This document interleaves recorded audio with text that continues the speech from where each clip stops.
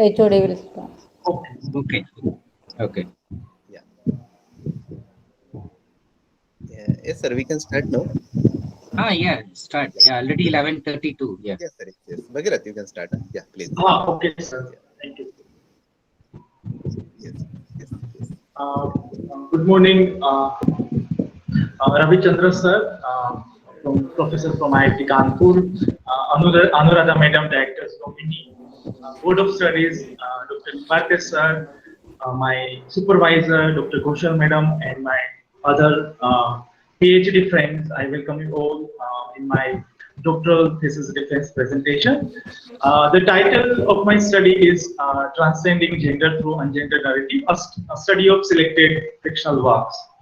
So, to begin with, let me give you detail about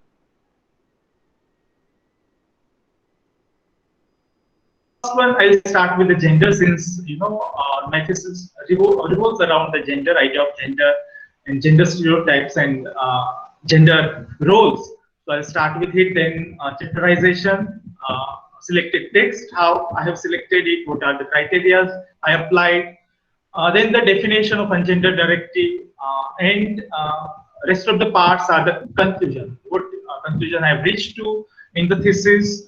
Then I will move to the scope for further research, and at last I will discuss examiner's comments.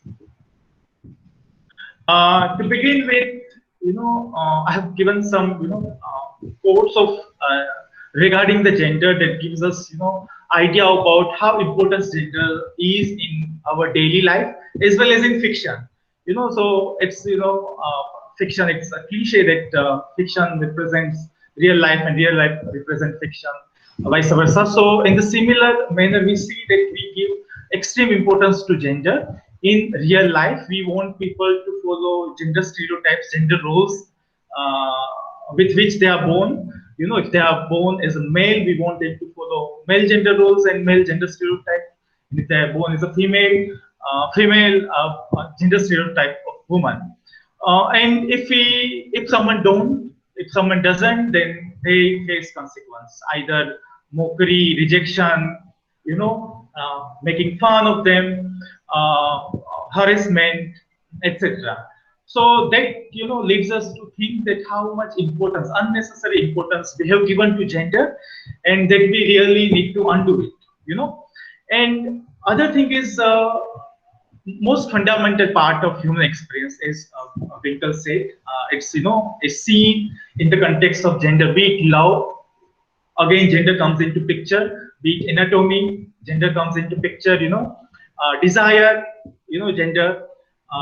So how gender is entrenched in our day-to-day life, that if we strip ourselves of gender, it will cause an upheaval in the people which are which are surrounding us in the society, institution. It would be really difficult for us to function, without any definite gender identity, because in terms of observation in our society, sexual ambiguity is untenable. It's something that is very difficult. I read an article in which Delhi man wore a skirt for a day, and traveled in a train, and he suffered abuses, he suffered mockery, he suffered harassment. So you can see, even for a day, if we try to break gender stereotypes and gender roles, it's the consequences are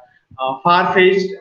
Consequences are really troublesome, and we can imagine the people who are gender non-conforming, who doesn't really identify with any of the gender, how difficult for them to exist, to navigate in this society which follows gender stereotypes, gender roles to its death.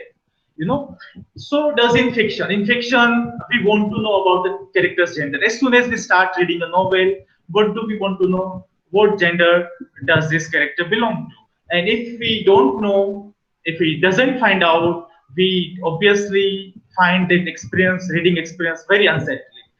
So through ungendered narrative, we feel, we realize, come to realize that how much importance we have given to gender, and if someone doesn't identify with any gender binary, we feel it, troublesome. And that is how this thesis is born out of this importance of gender, significance of gender that is not so much necessary. I have divided thesis into 6 chapters. I have started with the introduction. Introduction part, I have covered 3 important concepts. One is gender. I just discussed it. Genre and the characters. Since the characters are ungendered and around which the entire narrative pattern functions. So this is also, and then I have given a brief introduction to 8 selected texts. Literature review, then writing the ungendered narrative, in which I have discussed some of the conventions, not some of, all of the conventions that this 8 selected pieces of writing, 8 selected text follows.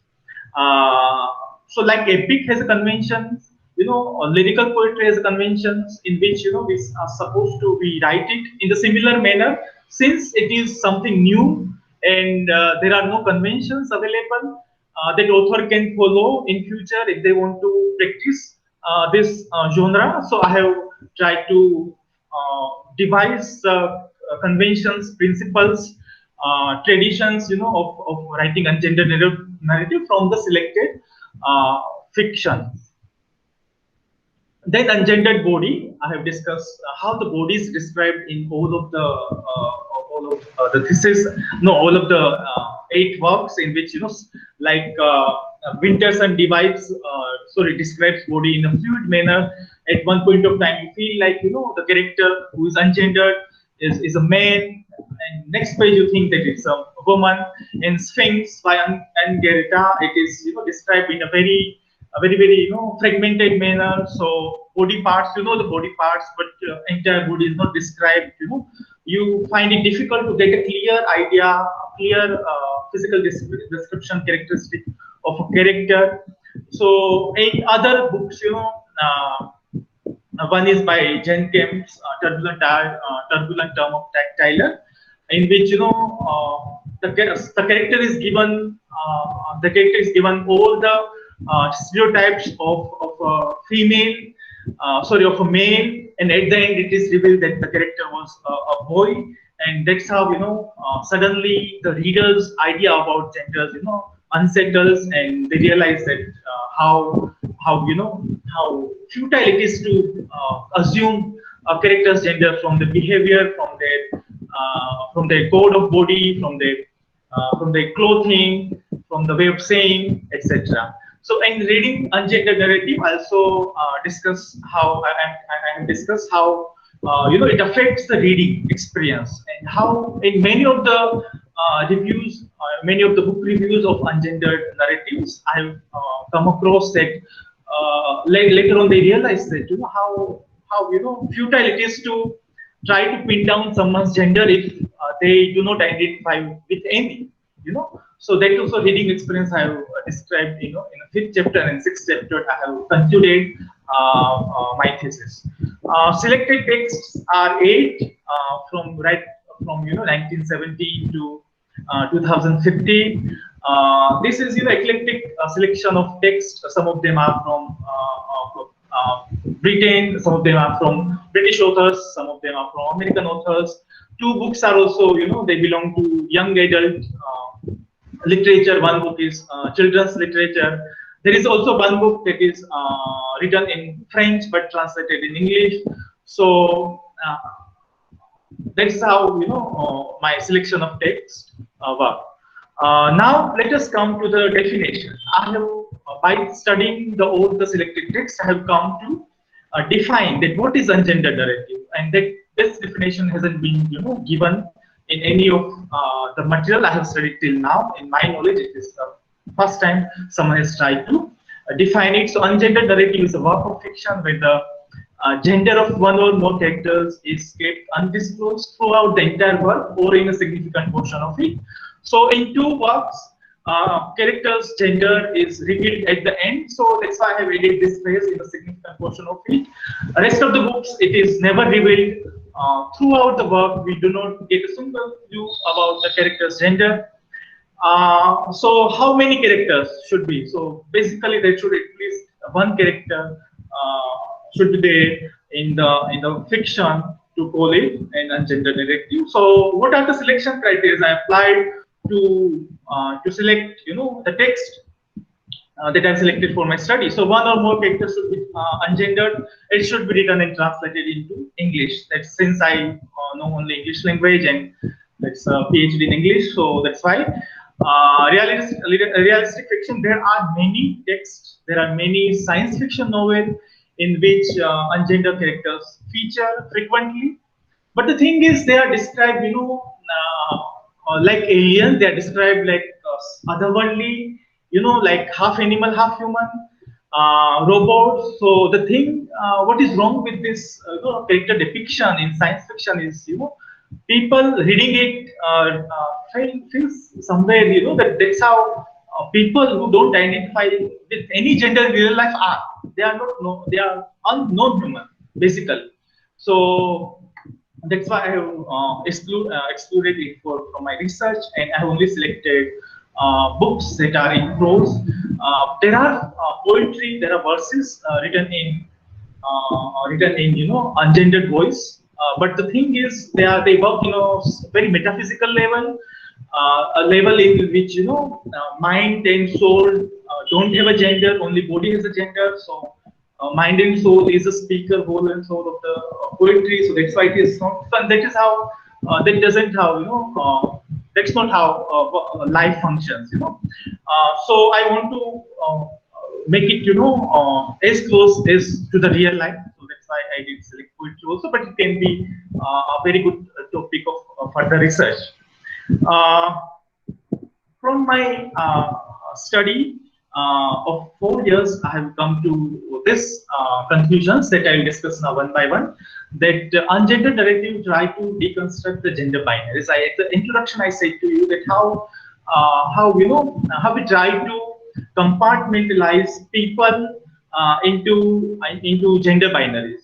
Since the born of a child, doctor announced that it's a boy, it's a girl, and we force them to follow that gender roles that doctor announced, and they cannot change it at any point of time. And some intersex kids are born and they have ambiguous organs, sexual organs, and at the sometimes while their psychosexual development, they get to know that no, I feel like boy, I feel like a woman. But what doctors do, they decide the gender. Then it becomes really difficult, because since we prefer male child or woman child, so what we do, mostly parents and doctor decide that let's make this child a man. Let us remove all the characteristic, all the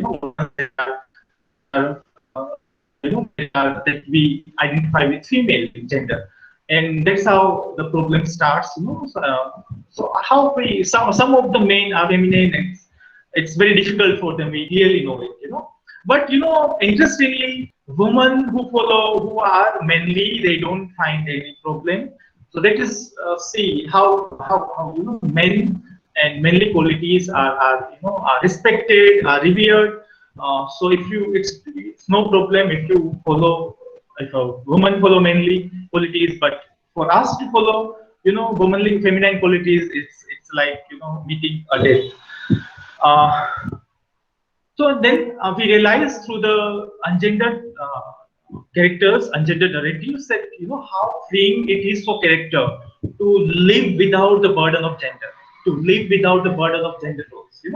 It frees them, it makes them alive, and we focus on something more interesting than the character's gender. That is how truthful the emotions are, how human they are.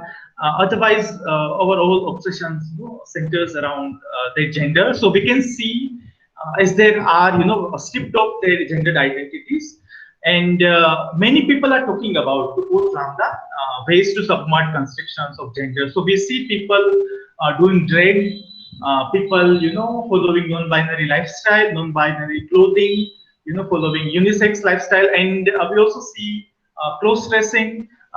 being practiced. So how in writing we can do it? How writing we can subvert gender constructions? So we can do it through writing non-binary, writing ungendered narrative in which we do not we write a character, we have a character in which he or she or any character doesn't identify with any of the gender.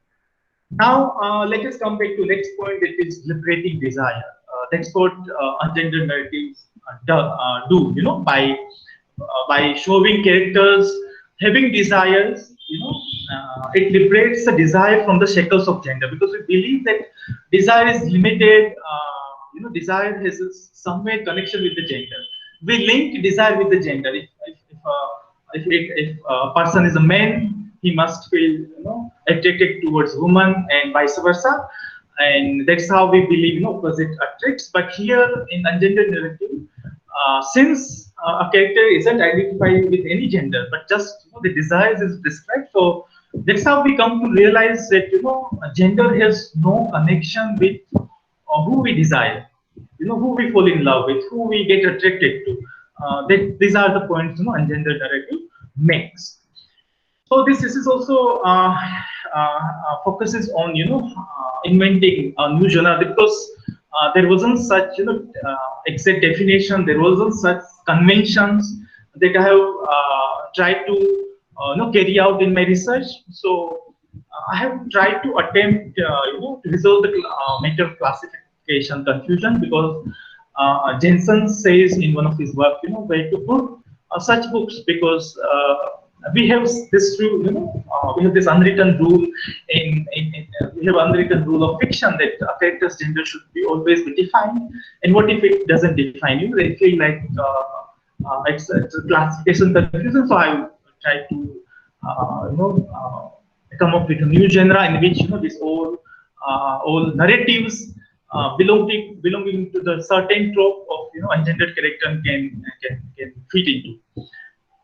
And also make a point, I have made a point that we need such more experiments in literature, because of it's a positive impact it has on the readers, it has on the reviewers and reading public in general, that I'll discuss in later slides.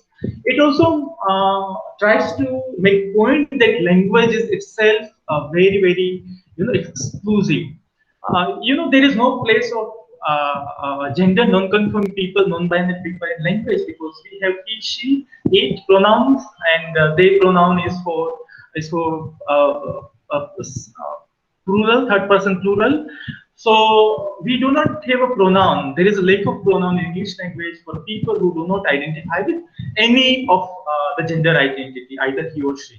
So that is what ungendered narrative highlights. And ungendered narrative, doesn't create a new language. It just uses the same language that has been used since time immemorial to change first woman and now people belonging to other gender binaries, because we know that he is used as has been used as an universal pronoun, and still it is used in some of the, I see some of the notifications by our institute, and I see the uses of use of he for universal pronoun, that it can either refer to man or woman, but still it is used he. So some people say, why this department? Your department is useless, to be frank. So that's why we are there to remind you that this is a wrong use of language. You cannot practice. That's not how Bible is written decades ago, and we still use this language. We should really question ourselves, and we should learn how to write a letter that is inclusive of every genders. This thesis itself uses singular use of they for the character, for the singular character who doesn't. So it is. I also started. We should start somewhere, and I started it because character doesn't identify with any gender, and he and she is also not completely improper, because sometimes they cannot identify with any of the gender, he or she, that we frequently use. So that's why I felt, and from the research we also get that they is the only solutions to describe a character who is in single person and who doesn't identify with any of the gender.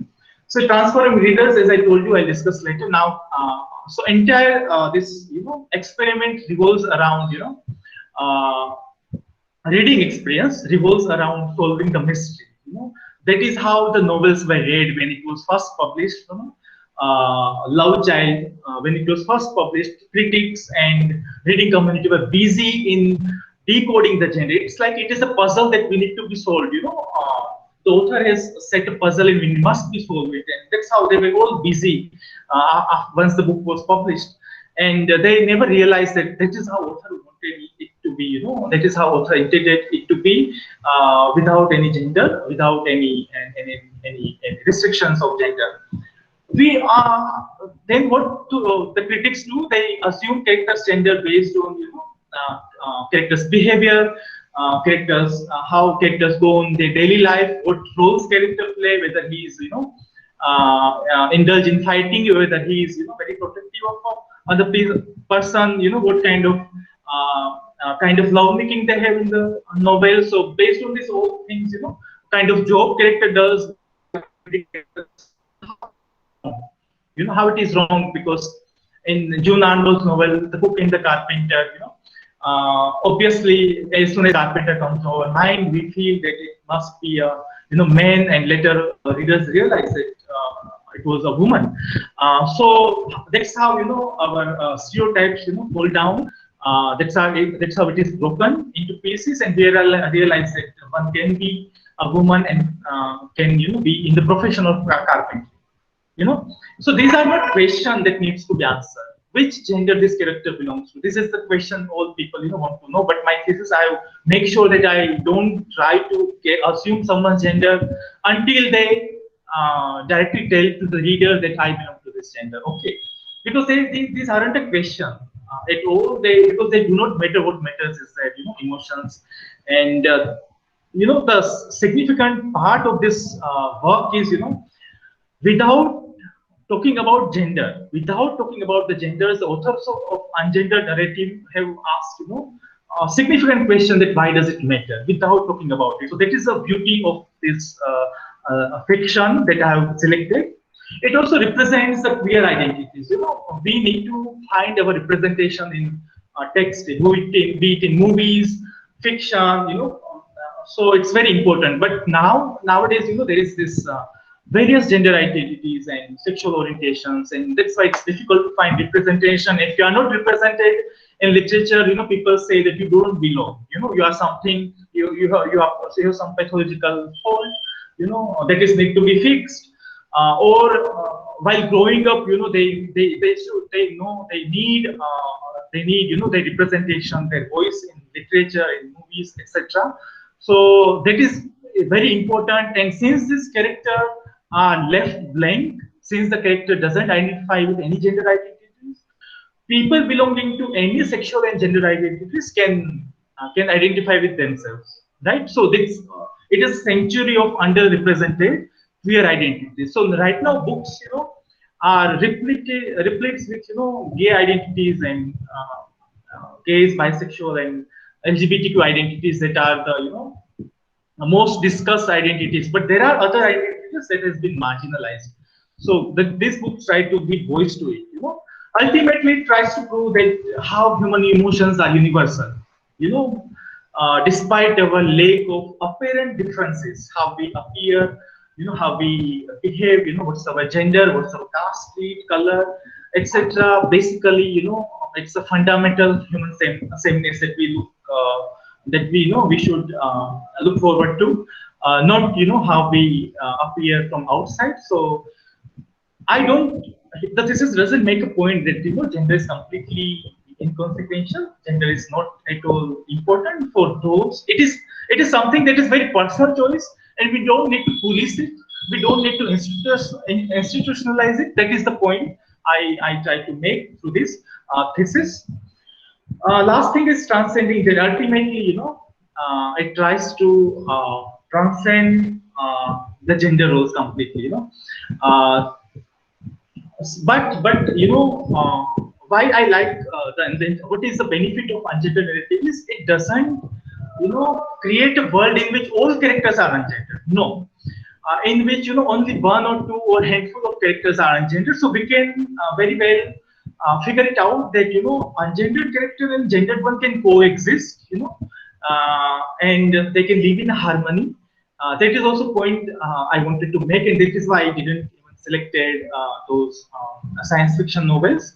And the thing is, they are just like us. It's something very basic, but still we often forget that basic human sameness. So here we see the body the way they are, bereft of all institutional and social stems, no different from us, each with the same human heart, experiencing similar emotions and similar needs. That is what about transcending gender, stripping characters of their gender binaries. So what are the scope of further research? I discussed at the beginning that ungendered voices in poetry can be a very good, further topic of research. How characters are depicted in science fiction, I also discussed that. And there is one different, separate study of queer linguistics, and it's very emerging area. Someone can also do it. Now, translating ungendered narrative is very difficult. Translation itself a difficult task. It's not an easy. But when a character is ungendered, then it becomes doubly difficult. So how it is difficult for translators to translate one ungendered character in one language to another language, because gender system of the language change. You compare English gender system, gender system of Hindi, you can see how different it is. And the similar way French, the originally Sphinx was written in French, and they have a completely different gender system. And this translator has written a very good article in which he has mentioned, how it is difficult to translate because of the ungendered character. Now, there are some of the comments, questions raised by the examiner. I would try to address it. First, I would like to thank Professor T. Ravichandran, because he has, his comments are so helpful in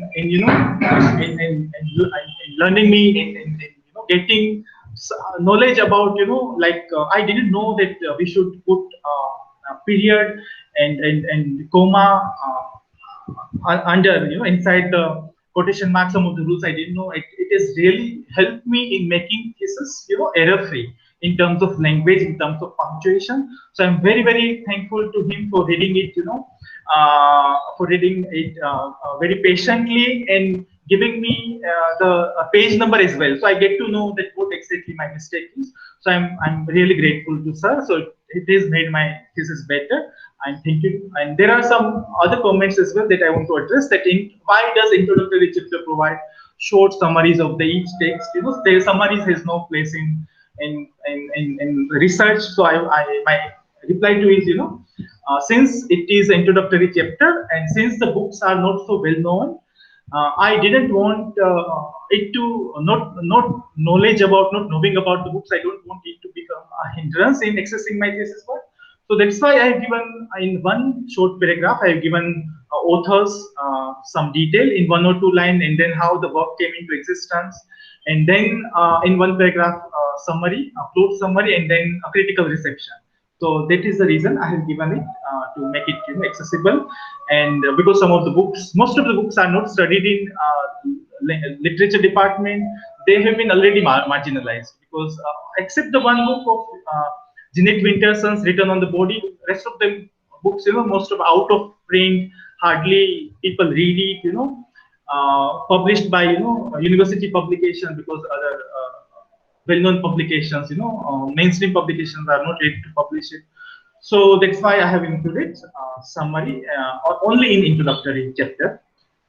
Now, another suggestion is, in third chapter, I have only defined the conventions of ungendered narrative. I haven't described in detail, much detail, but I have described it in chapter 4, 5, and 6. So, be it pronoun, point of view, all the conventions, I have just given examples and briefly discuss it, but detail you can find in chapter 4 and 5 and 6, and I don't want it to be repeated if it comes in chapter 3 also. Other chapters as well will be repetition, so that's why I haven't discussed in detail in chapter 3. So this is another comment I received is it is indifferent towards massive global transformation, or also indifferent toward queer activism and presence as far as its presence is concerned. So since my focus is on gender narrative genre and the gender, I have not discussed it much, but it can be a separate area of research in which researcher can discuss how with the passage of time how each ungendered narrative has a different treatment of its ungendered character depending on its milieu, depending on its political environment, social environment, etc. So this is work cited, and at the end I would like to thank Dr. Ravichandran for examining my thesis, for reading my thesis and giving valuable comments. I would also like to thank Dr. Anuradha Deshpande for being here as a director's nominee. I also am grateful to Nimbarte sir, Board of Studies and head of the department. It's because of him, this all the process of arranging Viva and conducting it became very smooth. So I'm always grateful to him. He has helped me over the years. From since I took the admission, he has been helping me. So I don't know. I don't think it would have been possible without him to do this research. And Rahul sir, he has been extremely supportive. He's my RPC member, and he has always attended my all the seminars and encouraged me to publish a paper. Do something different and always ready to help me out whenever I have approached him. So I was thankful to Rahul sir and my guide. I don't think I would have taken this topic without his encouragement, because this topic is something that is new, and I have attended some other PhD interviews and they said that you need to change the topic. But I was so adamant that I want to work. Let us play a game well, because I also did my MPhil and this topic was very run of the mill, and I decided I don't want to commit this mistake again. And it's all because of Madam. It happened, and she not only guided me in studies, but she has I think made me a better human being. When I joined I think PhD, I didn't have manners.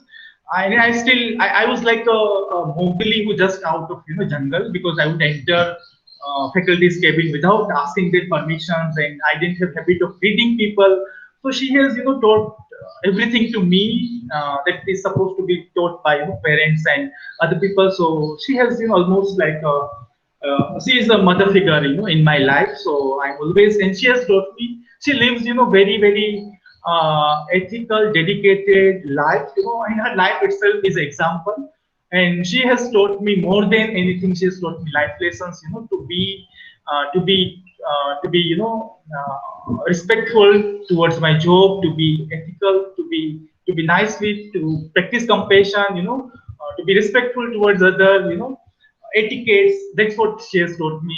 Very good life lessons that I'll never forget, and that you don't find in books. I'm also thankful to all the my friends. Whenever I'm in trouble, I would talk with him. And I feel a little bit relaxed, because for me, more difficult than writing thesis was too difficult to deal with people. So I also, and later I would also like to thank Kevin, my partner, who is also attending seminars, and I also rehearse in front of him, and he has also given me suggestions. He has been supportive throughout my PhD work. At the end also, I would like to thank my psychiatrist, because there was a point in my life when I was hospitalized due to mental health issues, and I was I failed in 12 science for 12 in 4 times. So can you imagine? I wasted 3 years, and I was undergoing all sorts of treatments. Fortunately, thanks to his effort, certain treatment worked, and I started responding. And my life changed, and my parents never believed that that I would pursue PhD. So they have left hope. That what we want is him to become happy. We don't want anything else. We don't expect anything else. So PhD, I never imagined that one day I'll be sitting here and delivering presentation. So it's I'm very grateful to my artist, and that's I had a dream that I one day I will be doctorate, and my parents would be proud of me because they have suffered a lot of because I am different. So at least they feel nice that my son is a doctorate and working well. So that's all from myself. Thank you, everyone.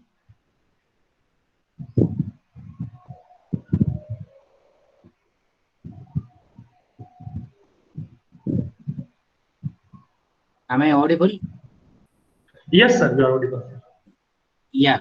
So I think Bahirat, now you can come to the normal mode. You stop the presentation. If there are questions, we can go back, but currently you stop it and you can come to the normal one. Yeah. Okay. So with the permission of the head, shall I start, sir? Yes, sir. Yes, please. Okay. Okay. So Bhagirat, you can keep your video on. So Okay, sir. Okay.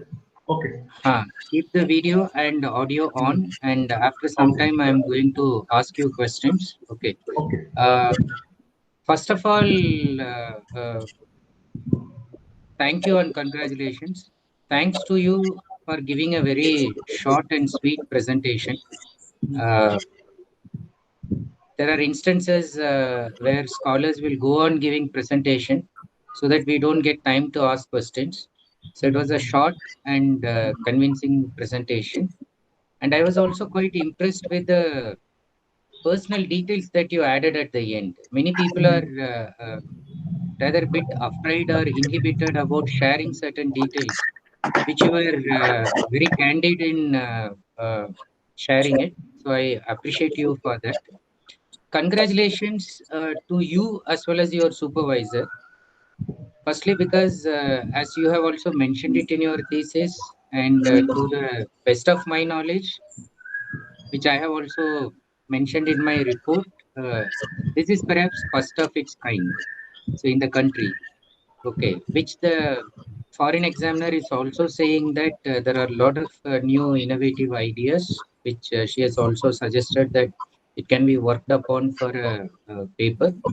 Okay, so being in a in a yeah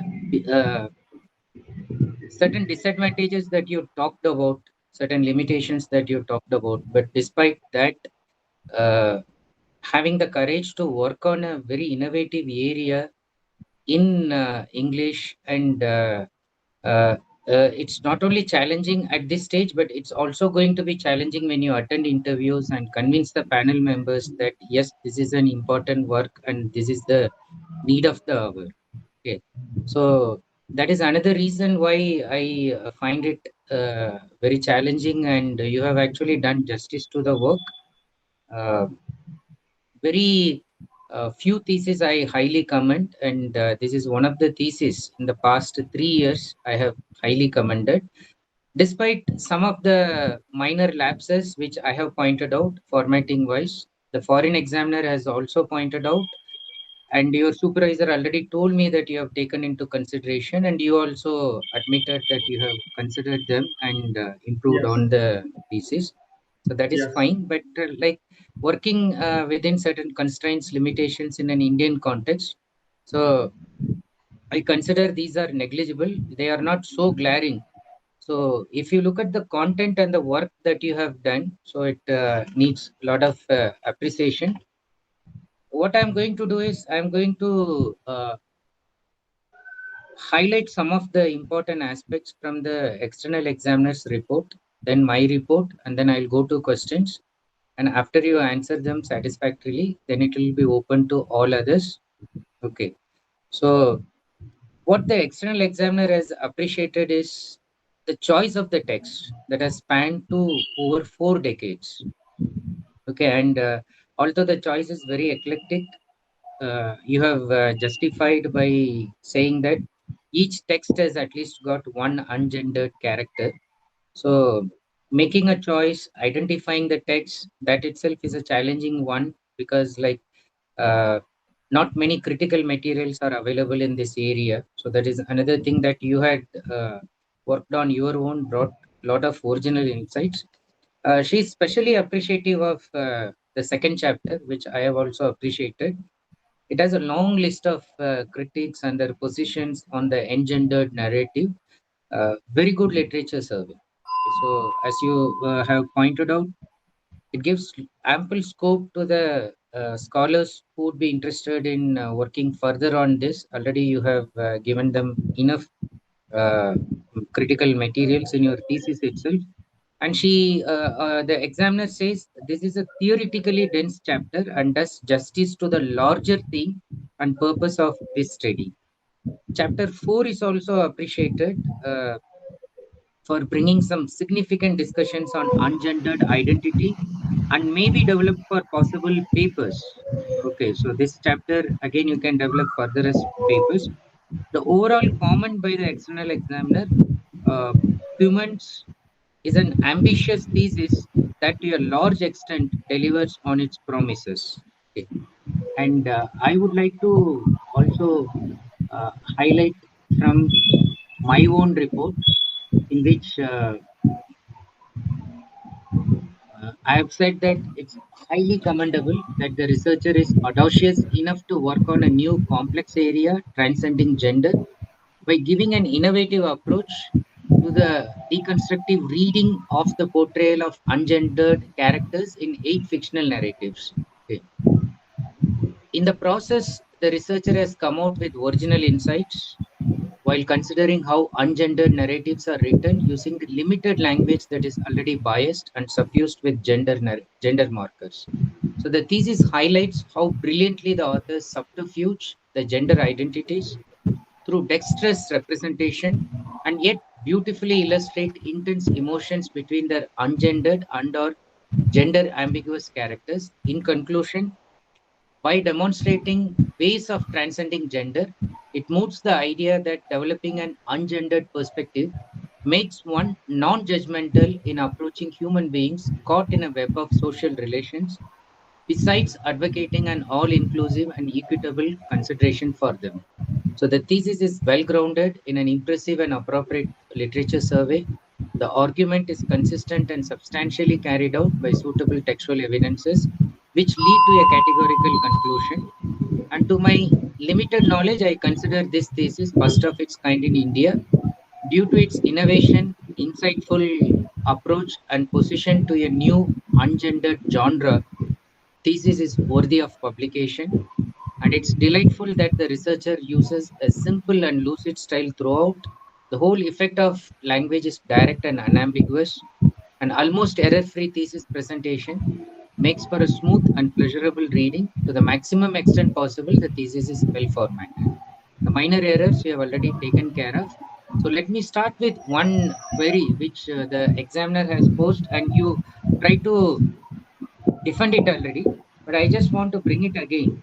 The examiner has this concern that when you are reading this text of 4 decades, which is a very admirable thing, what is pointed out is the indifference shown towards massive global transformations, at least legally and politically, where queer activism and presence is concerned.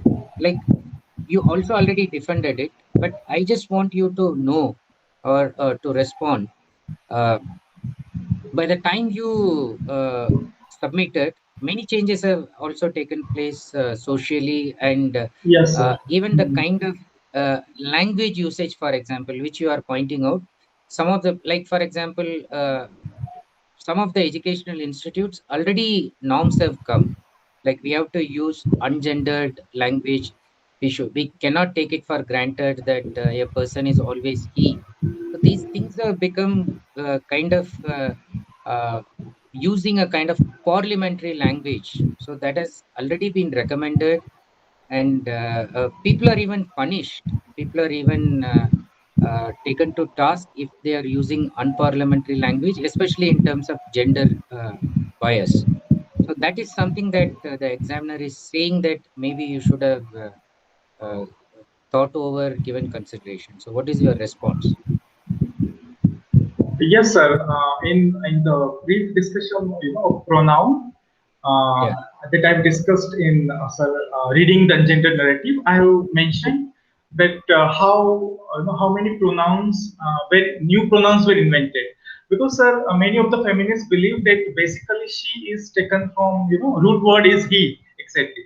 So that's why this all these things of inventive pronouns started. So Z and ZE. One is ZE, one is XE, one is NA that is used in my work of selected work. So I think that indirectly has affected how ungendered characters are seen, and I think feminist activism, lesbian activism. Also, I have also mentioned this. One of the part of introductory chapter is lesbian activism, and also I have mentioned how Okay. lesbian activism has contributed, sir, in the writing in making the genders inclusive. And they also mentioned that these novels were very far ahead of their time.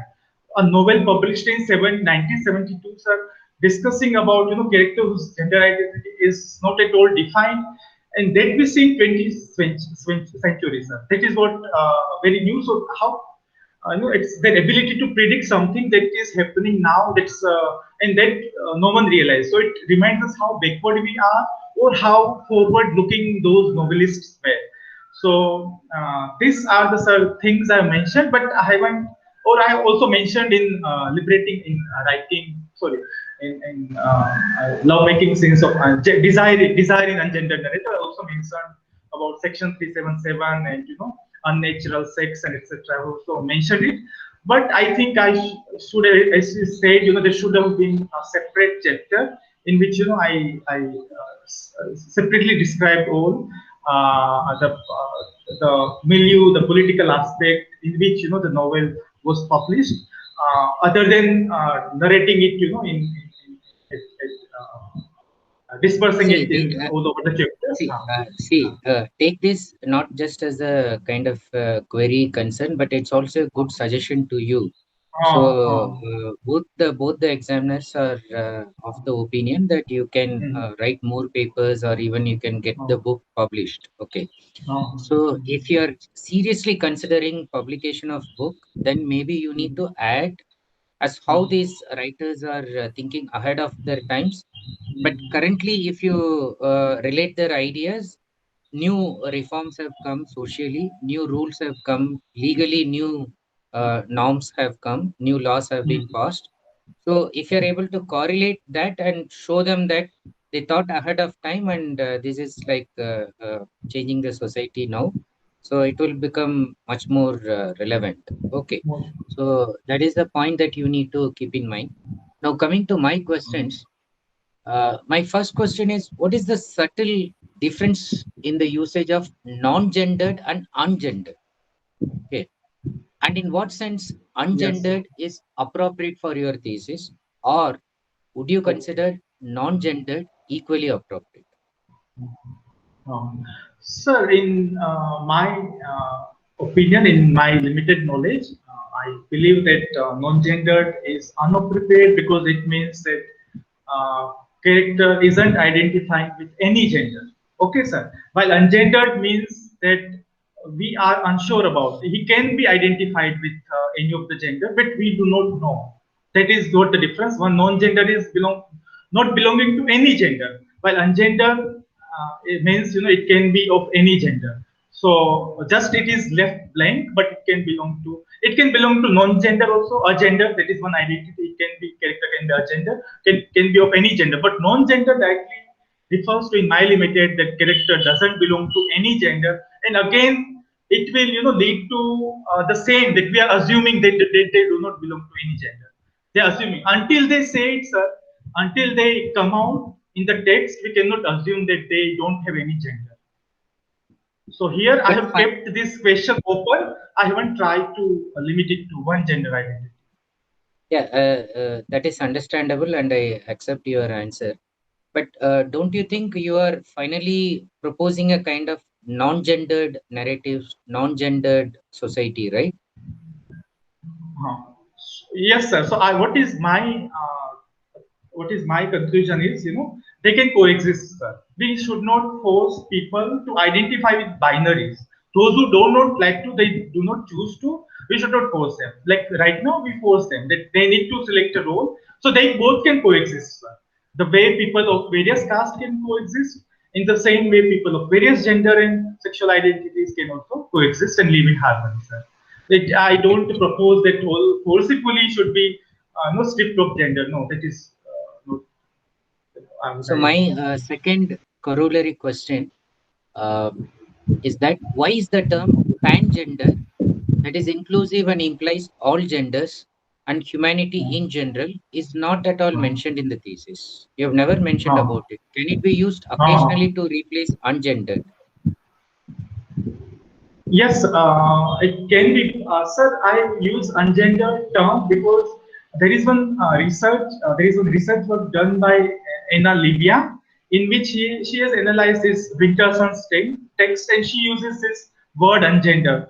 So I thought that, if I go with it, at least I have something to fall back on. Otherwise, people will ask, why you are calling it ungender. So that's why I'm calling it ungender. But this, the option you said, is also I should have considered it. But since there are no such theorists, there is no critical analysis that uses gender people. So that's why, sir, I will include it. But it can be. No, I Once no. once I have sir voice, once my voice can be heard, and people, No, but I don't no, need critical. just to share it with you, I have come across all the three terms: non-gendered, Uh, ungendered, and uh, pan-gendered. fine. So that is why, just like when you revise it, Uh, you think about uh, uh, appropriate use of them. Okay. uh, And then the third one I want to ask you is this: the fact that in most of the novels you had analyzed only a few characters which are ungendered and make them a minority. uh, So why are the writers hesitant to project a world dominated by ungendered people, where the normal gendered ones will be considered minority? Even for the sake of creating a kind of negative utopia, why are they are not thinking about it? Does it sound too utopian or negative utopian? Or these writers do not have conviction in their own projected world? okay, sir. So the thing is, sir, you You see, sir. So understood, from right? time Why immemorial, can't you yes, yes. you have even Uh, a fictional society where these ungendered people are more and the gendered ones are uh, very less and they become a minority?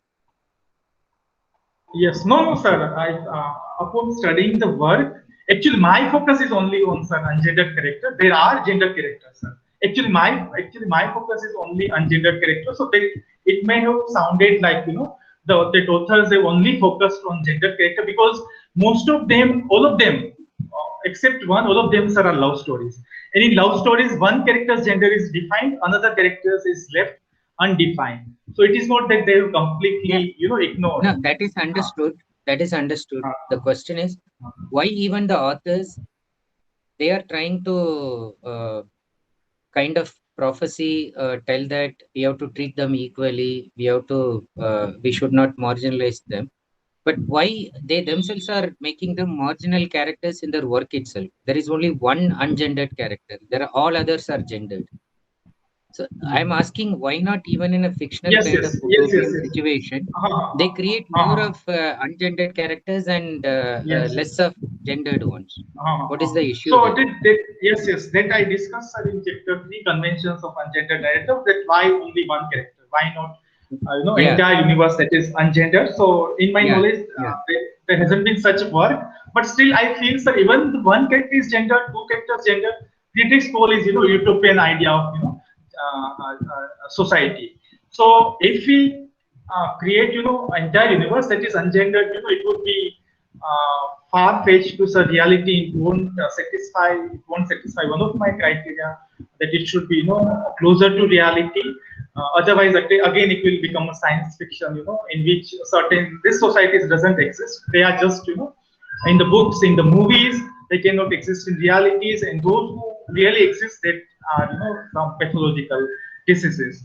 So to avoid, I think, getting this utopian idea of ungendering, that is never possible, because as soon as we attach utopian, we also comes to mind that it is never possible. So to make it more realistic, There are characters who are gendered, there are characters who are ungendered, and in reality also, sir, those are in minority, right, sir? So if we see that if it reflects society, it mirrors society, then exactly what it follows the society, that they are in minority. In the same way, in the novel also, they are in minority. But yes, sir, why sometimes reader finishes entire novel and they don't get, sir, since only one character is ungendered, they don't get, sir, it is ungendered. They don't realize, sir, because many of the critics have assigned gender and they haven't realized even finishing the text.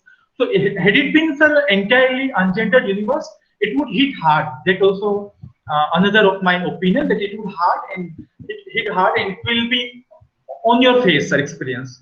Here it is more subtle. We need to pay attention. Sometimes we ignore, but if entire universe is created, it would be really, sir, hard to ignore. That is also, See, sir, true. So it is its there are own disadvantage and advantage of writing, and there isn't in any work that is in which entire universe is ungendered. So I also mentioned in my thesis that someone should, sir, come up with such fictional work in which none of the characters identify with any gendered identity. yeah. Maybe you are aware the feminist they have fictions in which, for example, there is an island and which consists only women. So there are no men, Yes. no other. Uh-huh. Yes, sir.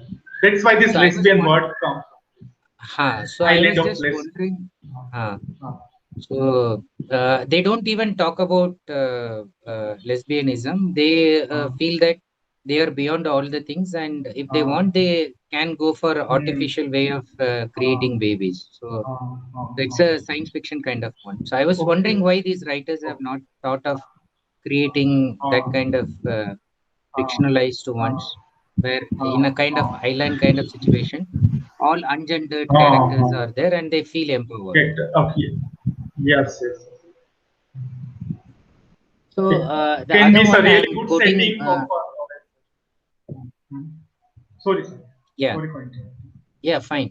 So in the turbulent term of the turbulent term of Tactile. Tyke Tyler, yeah. So I'm quoting from your thesis. The highlight of the book is that by attaching all male gender stereotypes to the ungendered Tyche, the author tricks readers into believing that Tyche is a boy. However, at the end, it is revealed that Tyche is a girl, forcing readers to rethink stereotypes and their futility. So Mullen observes all readers were surprised by what is often described as a twist in the ending. Okay. Now, this postmodern way of challenging the gendered mindset of the readers is interesting. Yet, how far do you think it will be effective in changing it? Hmm. So, sir, when this particular book was published, sir, firstly there was no publishers ready to publish a book because in which girl Okay, is taking on the school, sir. Girl is very notorious. Girl okay, has done something that hasn't been done, like ring the bell that is on the highest point in the school, sir. And her adventurous, everything. People would readers would attach male stereotypes, and so that's why publishers would feel it will create anarchy in which female is so much empowered. It's in empowered, so it find it difficult to publish. But later on, it also received an award because it gives idea. It was an era in which postman paid and such character, gender character, princes who are always in need of who are in need of savior, or that is prince. So such gendered characters, so much in existence that it was such a rare experiment by June Arnold, and it was suggested. Then later on, it was suggested that it is a must-have book in all the library because this girl child, they are always made to believe through the literature, because always they are fed on literature and then other texts like movies, and they don't see girls that are strict girls, that are adventurous girls, that gets into trouble frequently, which brings down entire school. So it was reviews that I've studied. It is said that it is really. I think it has done more than, sir, what activism has done. That is what I have studied in some of the reviews at that time. that not all activism can do this much of change that a single book has, able to brought out, sir. And sir, I have read all the reviews that are on Goodreads. Okay, sir. On the Goodreads, that book reading website, I have read, and all most of all, they have realized that how futility, how it is futile to attach a gender. Most of them. So it can be a further area of research that how really I can quantify the data and sir present that how many 80%, 90% people I give them piece of this literature and ask them and to fill it, and I really get to know what it really is, what kind of impact it has on readers. Yeah, maybe, So through reviews, maybe, yeah, finish it. Yeah. through the reviews I studied all the book reviews, like 1,000 each book. There are many book reviews, especially in Janet Winterson, and most of the reviews talk about how it has changed their belief about the gender. So I think it is ability to change the mindset, but it needs to be research in a quantified manner that we can have a data, sir. See, maybe when you get this published in the form of a book, so in the concluding chapter, perhaps you bring in these aspects and then give more factual information about the effect that it has caused already and that it's likely to cause also. So that will make your argument very fully convincing. Okay. I'm going to read one quote from a feminist activist and social scientist, Kamala Boshin. Yeah, and then I want your response with regard to your thesis. So this is the quote from her. She says, quote unquote, I know enough women who are totally patriarchal, who are totally anti-women, who do nasty things to other women, and I have known men who have worked for women's rights their whole life. Feminism is not biological, feminism is an ideology. Okay. Now, I just want you to think about this in terms of your gendered narratives. And would you agree that even gendered thing is not biological and it's more ideological? Sir, there is, it's a nature versus nurture debate, sir. It's like, Yeah. be it a social scientist or other medical scientist, yet to come to conclusion whether it is nature or whether it is a nurture. So some people believe it's born this way. Why sir this idea of born this way came into existence? Because in America, like in 1970s, 80s, when this started happening, LGBT started gaining their voice, and they represent themselves. We are born this way. We can't change ourselves. We cannot do anything about us. So please accept us the way they are. So it has helped her in gaining acceptance. So that's why it is born this way.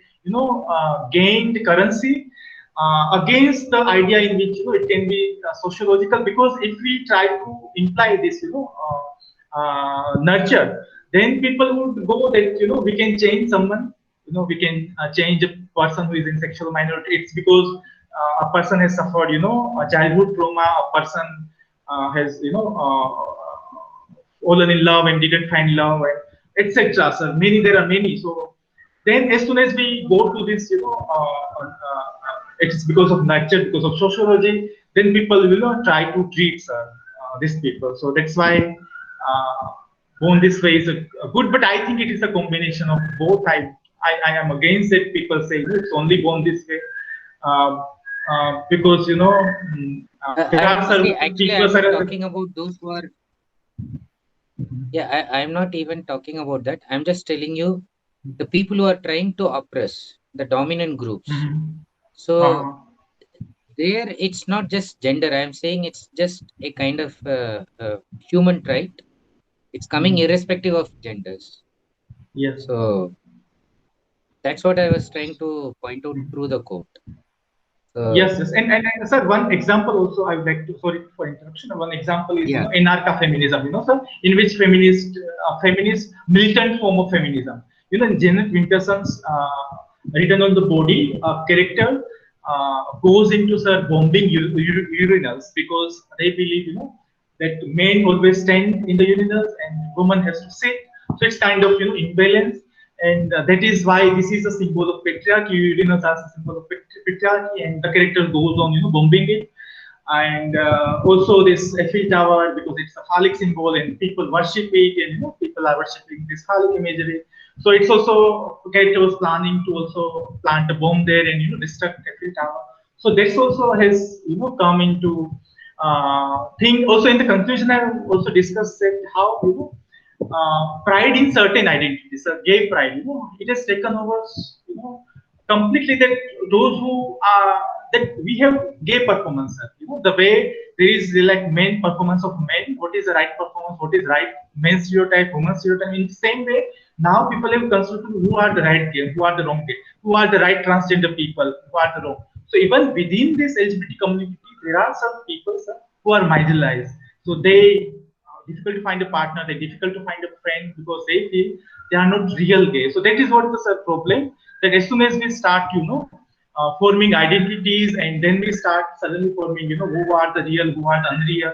So it again started causing problems. So that's why we need to completely, deconstruct this binary. So if we, there was also mentioned in my slide also, if we try to, strengthen one binary, it will strengthen another binary. More if we try to strengthen heterosexuality, it will strengthen homosexuality as well. And those who doesn't fall into either binary, they'll have trouble. And yes, I have witnessed it. They face really trouble. So that's why if we deconstruct completely this, gender binary, and even in the women also, there are women, who has never supported, sir, this feminist movement, who are always, with in 1970, like June Arnold, she has also mentioned it, how she faced difficulties from women, but they didn't support the movement. They were with men, or they were only white women. They didn't consider, a black woman. So within even this, there are other forms of, of suppression, marginalization that are taking place, and that is very, very Okay. sad, sir.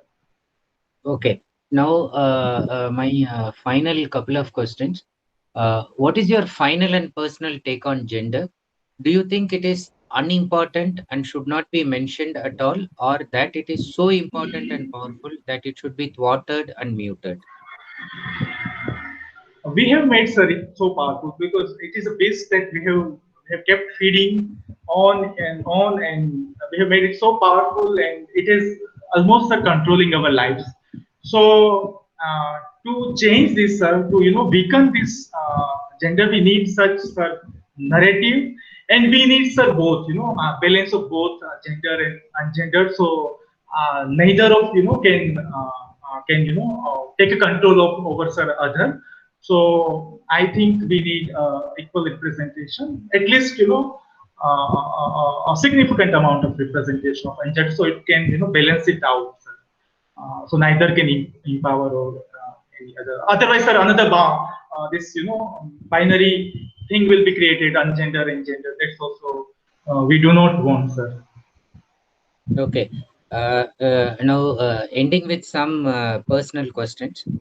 First one, like if you are given a chance to revise the thesis and you already feel that some chapter could have been done better justice. So which one would you revise and why? So I don't like such. I'm very happy, but as I say, I would, given a chance, I would like to aid that. You also commented one, milieu, or sociological, political aspect of text in which it is written. That is what, in future I would like to publish a paper or a, small work on it. So that is what I think, lacking. Okay. And already at the beginning, you said that the thesis writing was also a transformative experience for you. I just want to Yes. know what kind of attitudinal changes, mindset changes that working on a topic like this had in you. So what Yes. were you before working on the thesis? How has it affected your mindset and changed you after working on a topic like this? Mhm. So, sir, this is humanities and social sciences department, and the thing is, when I joined department, my guide was only, English professor, sir. So other all were, working in psychology and economics and other areas, and I Okay. thought, my RPC member belongs to this mathematics department. So I think at the beginning I was very sir afraid to present something that is very personal, something that people don't usually discuss, sir. Because the crowd, the audience were all sir from none of them were literature background who can understand.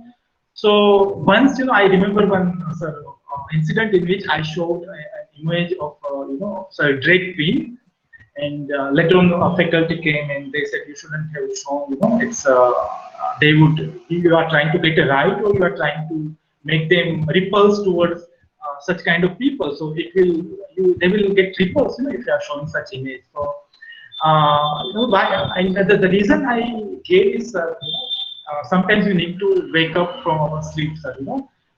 It's, I think the thing is how this LGBT liberation movement happened. They go to church. This few people will go to in front of church. They'll do demonstration there, sir. So it will have a a larger impact, and that has played a really good role. Or kissing too many in public also.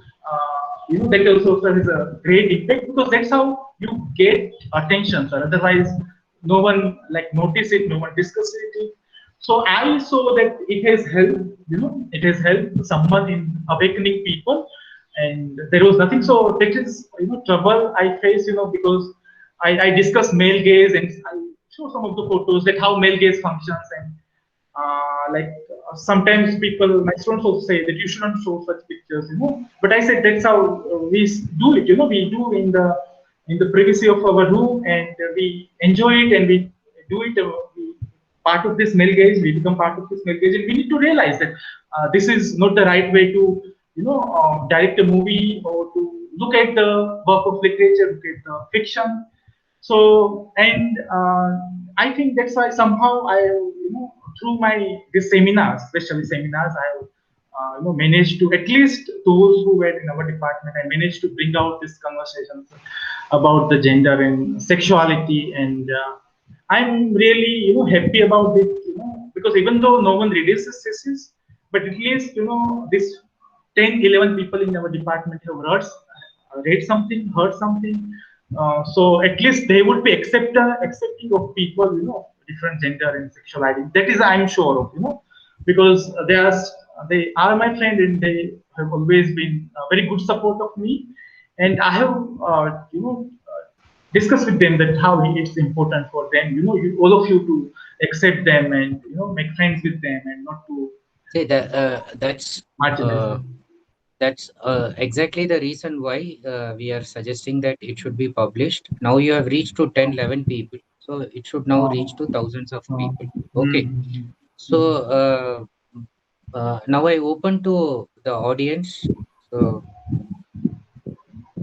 any questions, comments, observations, doubts, clarifications? So you can ask to the candidate.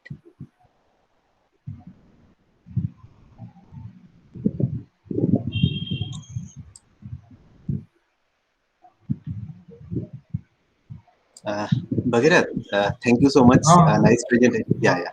Thank you so much. Presentation was so nice and thank you, admired by sir. our honorable expert, sir. So I wish you all the best. And yeah, Ah, thank you Okay, so much, sir. others? Thank you for your help.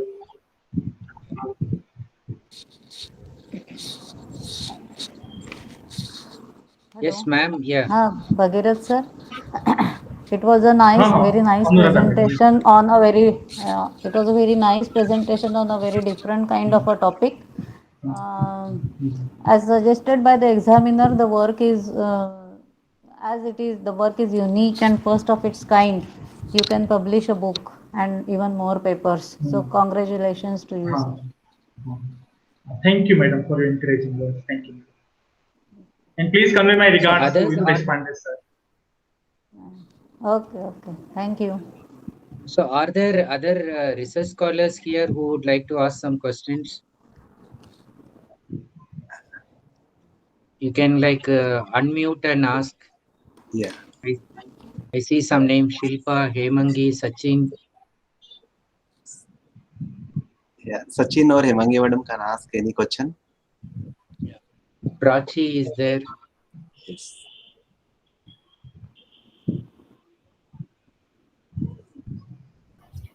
or any? I would Yeah. I would like to congratulate sir for his the new topic what he has taken, because I've been working on feminism, and somewhere we were close to with some theories in some discussions. Yes, madam. An excellent work done by sir. No questions regarding, but with due respect, I congratulate him for his work. Okay. Thank you very Thank much, you. madam. Thank you, madam. So other questions, comments? Maybe supervisor should ask the final question before I conclude the proceedings. Ma'am, do you have any questions? Bhagirath, what made you have the rationale for choosing this topic initially? Because it was new. So, what were your apprehensions, your thoughts, and how could you foresee that you will complete and sustain for 3-4 years and then come out with an excellent work? At the initial stage, what was your? Yes, yes, madam. So, madam, in MPhil, my topic was given by my guide, and I wasn't happy because, again, I wanted to work on gender studies, and then I decided whenever I do PhD, I will select my own topic, and that would be very new, and that hasn't been, discussed, because I ask frequently students, madam, the topic, and it's so run of the mill, and it has been done, done and dusted for 1,000 times. So I always realize that I should come up with something new that you cannot find on Googling, So that's how I come up with the topic. I wanted to do work on gender, so I started doing background studies on gender, and I get to know there was a list. I get to know the list, madam, in which there was one or two novel. It was a list of novel in which gender are non-binary, androgynous, gender is ungendered, gender is transgender. In which I find one book, one or two books in which gender is completely hidden. So I get to know that why can I do selected text? If I can find more such texts, I can do the research, and it hasn't been done before. So later on, gradually, I found 7-8 texts, and then I thought, now I can do it. I have enough material. But another apprehension I had, that limited amount of research work that was available. Except the one work that is Janet Winterson's Written on the Body. She is a very famous author. Her novel is also adapted into BBC drama. Orange is the New Black. Other than that author, everyone was very unknown. Not a significant amount of work has been done. So also, madam, I remember asking you, madam, how would I support my arguments? Madam told me that Bhagirath, you keep on searching. There must be something, and at least something that is related to it. So I have taken help of theories of gender and sexuality, and also I took help of authors' interviews. I took help of articles. Normally, madam, we try not to give importance to articles. We try to give to research papers. We also, madam, discriminate between who does the right research and who does the trash kind of research. So that is also I wanted to break. I wanted to bring in the voice of the people that we are hesitant to bring into criticism. Whenever we discuss, we have certain idea that journal of such and such stature, publication of such and such. That's how another divide we have created. We have marginalized many of very good publications, many of good reviews, articles that needs to be paid attention to. So I think I have not only done justice to the identities which are minority, I also done justice to the madam article reviews, book reviews that hitherto we do not consider in some serious work, because we consider them not so much academic, etc. So that was my challenge, and I overcome it. And I'm very thankful to you, madam, for all the encouragement. I don't think it would have been possible without your support, because you are very strong, madam. So you don't mind I taking the challenge. So I needed someone who pushed me, who is always me, because this topic was challenging, and you are always this. So you, madam, gave me courage to go ahead with whatever was in my mind. And you, madam, showed me, this is the negatives. If you go with, this is the positives. Now you decide. So you gave me agency, to take a decision that usually don't happen, madam. Guide generally dictate. So I'm very thankful to you. You left it left on me that Bhagirath, it's I have to tell this. These are the positives. These are the negatives. Now it's up to you. So I'm very thankful to you, madam, for encouraging me to delve deeper into something that is completely undiscovered in you. Thank you so much. Thank you. So that sounds like Robert Thank you. Frost, The Road Not Taken. You must have read the poem, right? You took the Yes, other yes. road, less traveled, and that has made all the difference. Yes, sir. Okay. Yes, right. Okay. So, and as a concluding thought, your ma'am, you already said good things about her. I told ma'am on phone that tell the candidate to present it very confidently. It's a good thesis. So ma'am said, don't worry, sir. He's a good candidate. I don't have to tell him. He will present it confidently.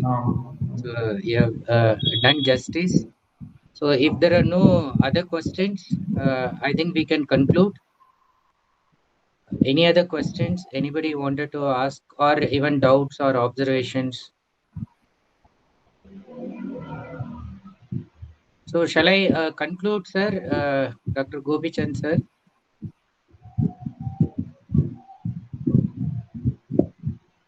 Ma'am, shall we conclude? If there are no questions, okay. Yes, sir. Yes. So, yeah, okay. So if there are no questions, let me conclude that the paperwork may take some more time, but based on the Viva proceedings, in which we actually try to assess the candidate's work, whether it is original or not, by asking questions, in which he has actually answered all the questions in a very satisfactory manner, and he has also defended his thesis very well.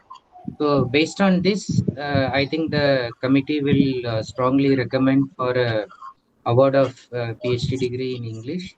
And I think from now on, we can address him with the title, and let me have the privilege to address him as Dr. Kumon Bahirath Kumar Jatubai. Okay, so Dr. Bahirath. Thank you so much. Congratulations. Thank you. Yeah, okay. Thank you. And my final thought to you, you said that there were some difficulties and you had to take some psychological help. Today it has become a norm. There is almost no student who is completing this without that. It is important that you reach to shore. You submitted the thesis and then you overcame the stage. It is equally important that you should never get back into whatever situation that created that stage. Okay, so, and Yes, completion of the I need to be thesis, strong, sir. yeah, completion of the thesis, getting the degree, it will be like they say, in the idiom, it will be like light at the end of the tunnel. So it's a new life, and life begins now. Okay, so you might have think with so much difficulty you completed your PhD and all that. Life begins now. Now you can do whatever you want, do real good research, get a good job. Okay, and then you have to prove your career. You have to prove your worth. Okay, you have to guide against students, but past is past. You have come out of all the difficult situations. Anytime you will get back into the old mood, or if you are getting slightly depressed, now this is getting recorded. You should watch it again. You should look at your thesis, and then you should move ahead in your life. Okay. So wish you all the best. So others can wish him, and then we can conclude the proceedings. Yes, sir. Thank you so much, sir. On behalf of PNIT and Department of Humanities, I express my heartfelt thanks and wish you all the best. Take care, sir. Thank you so much. So thank you for giving your time in your busy schedule, and it was lovely. I mean, going through the Viva for such a long time without getting jittery or bored, because they were enlightening questions. And I'm happy that my student was able to take all the questions satisfactorily, as you mentioned. Thank you so much for taking up the thesis and the Viva Voce for the candidate. My pleasure, ma'am. Thank you. Thank you, sir. Thank you, sir. So I Thank think you, we can sir. conclude. Yeah, we Thank can. you, Yes. sir. Yeah. Yes. Thank you. Congratulations to Madam and Bhagirath, sir. Yeah. Thank you. Congratulations. Congratulations, Bhagirath, sir. Now you're Thank Dr. you. Thank you, Bhagirath. madam. Yeah. Yes, thank you, madam. Yes. Thank you, Nimbata. Hello, Yeah. madam. How are Thanks you? to Yeah. Yeah. I'm Wish you all fine. the Thank best. you. Yeah. thank you. Thank you so much, sir. Yeah. So nice of you. Yeah. Yes. Congratulations, Dr. Bhagirath. Thank you, Shilpa. Thank you for your support throughout, my PhD writing. Thank you Thank so you very much. much. Thank you, Sachin.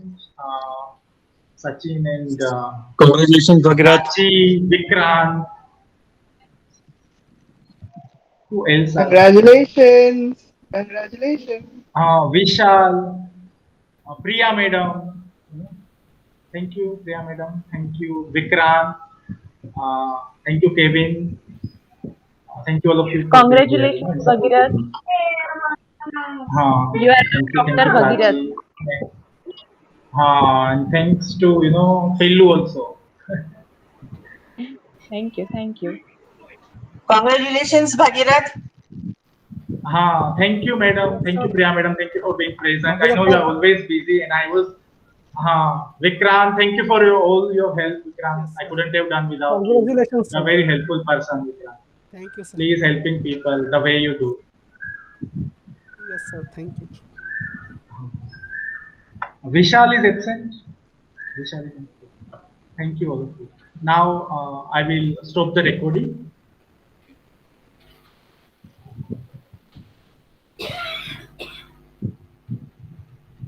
Thank you, madam. Thank you, Kaushal, madam. I will, madam, stop now. Thank you, one and all. Thank everybody for being there and for helping So him out. wish you all the best, Dr. Bhagirath, and congratulations to both of you, Thank you Dr. so much. Madhumita ma'am and Dr. Bhagirath. Yeah, keep up the good work. Yeah. So Thank you, sir. Thank you. yeah, I'm signing off. Yeah. Okay, sir. Thank you. Thank you, sir.